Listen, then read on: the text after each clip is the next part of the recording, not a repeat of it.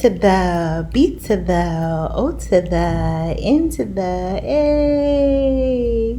Hey, what's up, you guys? I am back. It's your girl E. Yes, I'm standing up today because we are going to get into it. I'm hyped, I'm rusty to get into it. It's been a minute since I had a video up, so I decided to switch it up. And plus, I didn't want my booty getting flat, all that sitting I was doing. So what's up, you guys? How have you been? How have you been dreaming? Have you been dreaming? Have you been having a lot more dreams? My dreams are amping up, and I think it's just because the energy that's on the planet right now is causing people that have higher vibrational energy to kind of awaken more into their self, into their path, into their responsibility, why they came down here to earth anyways. So if you have been dreaming more, let me know. Comment down below, please. I want to know about your dreams. And I literally say this every single video. I want to know about your dreams. Let's talk about them. So while you're here, go ahead and give this video a like if you like it. Comment, share, subscribe. Subscribe to your girl's channel. Come on, I'm trying to put you guys on. So we got my cards out. We're gonna do a little read here. And I know you saw the title. And if you guys are LoveCraft Country fans, I have such a hard time always saying that. LoveCraft Country fans. If you guys are fans of that show, then I hope you understand what I mean by this dream that I had this morning, actually. So we're gonna get into it. But before we do, we're gonna pick a card. We're gonna pick a card, see if this can give us a little insight as well, using our own intuition, as well as the intuition from our higher powers. Got my leg up. You like how I do that? Your girl don't need a table. What? Read these cards anywhere. Give it a little shuffle. And actually, pause. Almost forgot my Florida water before I start playing with my own cards. Put this down here. Florida water smells so good, you guys. Just kind of put that all over. Use the Florida water to just kind of cleanse the energy. If it's hectic, use this to kind of cleanse it out. Get your Florida water here. One of my good friends actually introduced me to Florida water, and she is the GOAT. She's the GOAT. So I definitely use my Florida water to cleanse this energy before I pull, before I play, before I work with my cards. So let's give this a try again here. Put my leg up like that. Y'all see that leg? Y'all see that leg? Okay, your girl's got skills. Hope you guys have been having a great week. Hope not too many dream anxieties, sleep anxieties. I feel that I'm actually become I'm feeling a lot more empowered in my dreams. Usually if in the past I would be like running and afraid, and now I feel like I'm taking over control and I'm not afraid, which is a really good sign that I've just been doing the work in my waking life. And that work just comes from, right now the work that I'm doing is kind of speaking out and speaking up when need be. Okay, this is weird. So when a card flips out kind of like that, it means like, hey, I'm jumping out to you. So I'm gonna go ahead and just use this card. Now we've seen this card before, so it's really interesting that it's come up again. And this card is Shoe and Tefnut, right? So Shoe and Tefnut, this card is Enlightenment, Imagine, Reflections. So we kind of talked about this already. We're just gonna read here from the deck. This card reminds you of the duality of human nature. Now's the time to reflect on the past and trust the present in order to move forward into the future. Okay, that's interesting. So we're gonna keep that one out, and we're gonna rock with that one throughout to see, how does that relate? All right, so we have our deck here. Gonna split it into two. So we have two here. Which side should we pick? I'll let you do the pick. The left or the right? The right? Okay. Now from the right, usually I split this deck too, but we'll just go ahead and open it up, give ourselves a, ooh, your girl is sweating. I'm excited to see you guys. Okay, so let's pick from this. Go ahead, what y'all want? What y'all want? Let me just do this. Spread it out like that, make it a little bit more easier. Spread them all out. What we picking? What we picking? All right, let's go with this one. So I'm gonna go with this one right here. Moot, virtue, wisdom, feminine energy.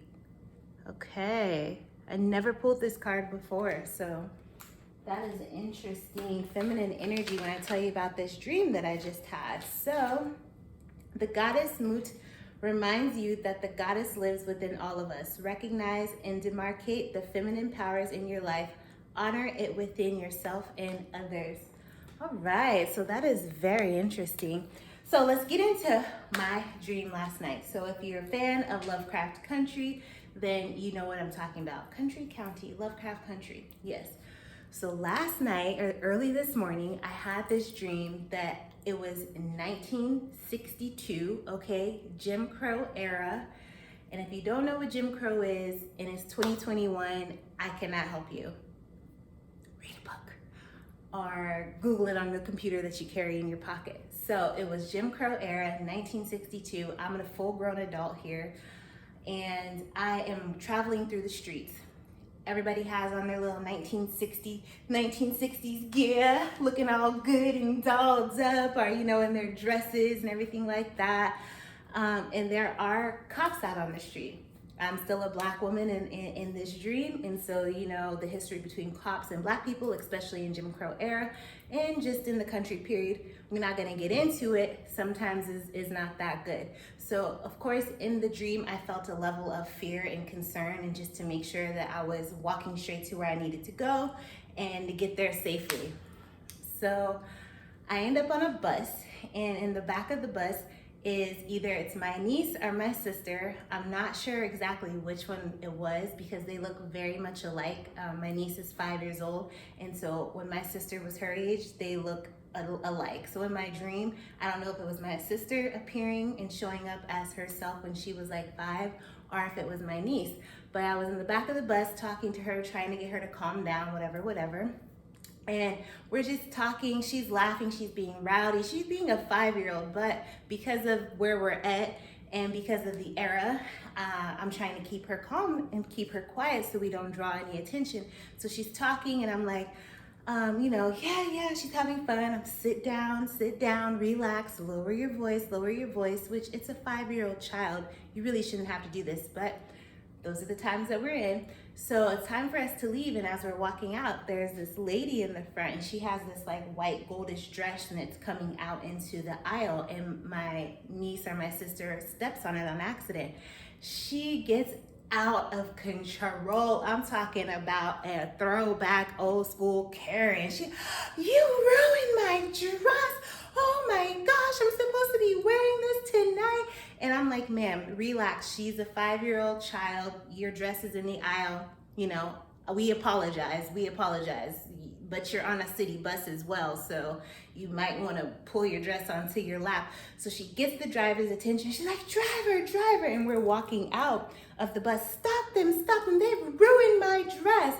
So the driver grabs my niece and he's squeezing her arm, my niece or my sister. He's squeezing her arm, and she's like, get off of me, and she starts crying. I'm like, let her go. She's a 5-year-old child, let her go. And he's squeezing her arm. So finally I just smacked him. Hey, this family, this is the baby, this is a child. You ain't gonna just touch on mine like that. So I smacked him. His face got so red. He was irate. He let go of my niece, and all of a sudden he's like on some walkie-talkie calling for the police. So we get out of the bus and we start running because we know who knows in this era what's gonna happen. So we're running, and my niece runs into this building and she's just running in there. So I'm chasing after her, and as I'm running, I'm seeing like all of these cops come out like of nowhere. So it's like they're warping out from somewhere, but they're just like, and now they're here, but it's like they're not physically walking down the street. They just, you see them like they ran from another dimension and now they're in your dimension, and they're like, it's like all 1960 kind of clothing. They have their batons and they're just looking really crazy, like hungry for blood. That's in my dream. I felt like they were hungry for blood. So they're all showing up. You just see them coming out of thin air, just whoo, and they're running. So I'm still chasing after my niece, and I'm like running, trying to get into the building. And as I'm running this way, there's an officer that's running this way, and he kind of stops. And so then I just run past the building that my niece is in, so he doesn't think that I'm like chasing after her, you know? So I just keep running. She went in right here, and I'm just like, keep running. And then he kept running straight. So I bag back, right? Bag back, running up the stairs. So I finally find my niece, and she's in this room, and it's like a midwife room. Everyone in here is black, so it almost felt like a safe house. And in this midwife room, there's a lady on the couch. She's round with pregnancy, and it looks like she might just have gone into labor, or she's approaching labor, but she's there relaxing in meditation. And then on the opposite couch, my niece is laying there like she's trying to hide. So, or my sister, I keep saying my niece, or my sister. So I get her up, I'm like, come on, we have to go hide. So we're running up the stairs, and down below, we hear the cops are in the building. And we just hear crashing and people screaming, where is she? Where's the little girl? So we're like running. We run into the bathroom. There's a bathtub, and then right in front of the bathtub is a door. And in that door is a sink filled with water. And like my sister or my niece is like, oh, I want to go in there because it was filled with water. She's like, if I go in there, I could swim. And I was like, now is not the time to swim. Now is not the time to play around. So I'm like, you have to be quiet. So she's in the bathtub, no water, but she's a kid. She's like, woo. And I'm like, you have to be quiet. We are trying to hide. And so the door busts open, and it's the lady from the bus, and she doesn't, like, the door is here and I'm at the door and the bathtub is there, so she can't see that my niece is in there. I take my niece's or my sister's mouth and I close it with my lips. I'm like, you need to be quiet. Do you want them to take you? If you don't want them to take you, I need you to be quiet right now and hide. We are in severe trouble. Like, you don't understand, because in this time, in this era, they did whatever they wanted with black bodies. So they could have literally killed us both, hung us up, lynched us for the town to watch, and nobody would have said boo. So I felt very afraid. And not only afraid, but I was in protective mode. I was just solely protective mode, like mama bear for my family, for my loved one. So the lady opens up the door, and I'm at the door. She's like, what? She's like, I can't believe you guys ruined my dress. All you needed to do was apologize. I said, we did apologize, and you're talking to a 5-year-old child. We apologize. And I was like, there's nothing more to say here. You need to call off your people, let it go. She's like, I just can't believe that you would just do something like this. You would just ruin this dress. And I was like, I don't know what you want me to tell you at this point. And so she was like, they're up here. So I close the door, I kick it.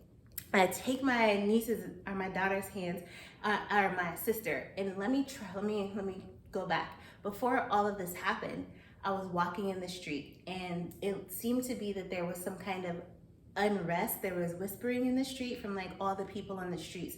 Now there were a bunch of people in like greenish suits, like not suits, but they were like jumpsuits, like they were like greenish jumpsuits, and there was another people that were in white, and all of these people were black people, but I felt like they were trying to get me to go, like the people in white were trying to get me to go with them, and the people in green were trying to get me to go with them. The people in green, it seemed like they were ready, they were about it, what's about to pop off, and then the people in white, they were like, come this way. You know, they were a lot more quiet about what was going on. And I remember I was talking to the people in the green on the street, and I had turned around and there was a procession of people coming up the street. It was like political figures and things like that. And I heard the people in the green on the street, they're like, it's too late that you let them see your face. And everything just happened in slow motion. And as they're coming, I'm like making eye contact with the people coming. And then too late, you let them see your face. So I have no idea what that means. That was pretty much the dream. I woke up. Seems like a lot.